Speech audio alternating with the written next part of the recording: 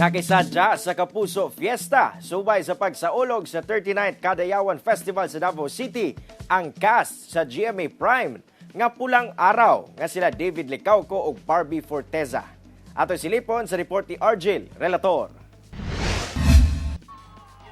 Gidugok sa Davaoanyo fans ang SM City Davao ato sa Kapuso Fiesta, subay sa pagsaulog sa 39 Kadayawan Festival sa Davao City, Domingo sa hapon.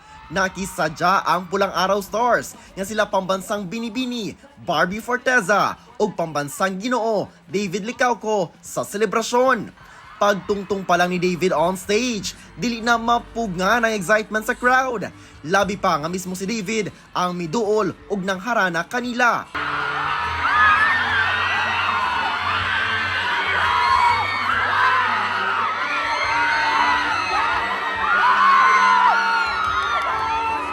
Misamot ang kabibo sa fans, dihang nag-perform na si Barbie.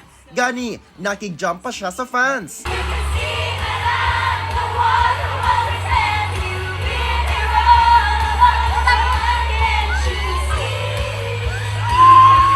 Nahatagan sabog chance nga makaarte ang fans, diin ang Barda mismo ang ilang directors. Nagpasalamat ang Pulang Araw Stars sa mainitong pagkigsadya kanila sa mga Davaoanyo. Nako, fans lahat ni David yun. Yes, Maril, lahat yun. Oo. Wow. They're also guwapa.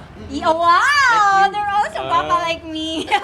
Hindi, syempre nagpapasalamat kami kasi nga matagal na kami hindi nakabalik dito sa Davao pero napakainit pa rin ang pagtanggap nila sa amin. Gipasilip sab nila ang angay atangan sa nagkainit nga Pulang Araw alas 8 sa gabi sa GMA Prime ug available sab ang replay sa Netflix. Pero marami pa. Nag-kiss kami ni Barbie. Grabe! Grabe ka! Paano nga kung ipakakasal ka kay Ate Teresita, paano na si Adelina Hiroshi? Paglalaban kita. Wow!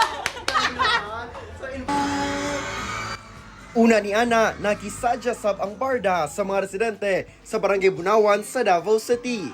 Kauban si Metro Awing sa kamera. Ako si Argel Relator para sa One Mindanao.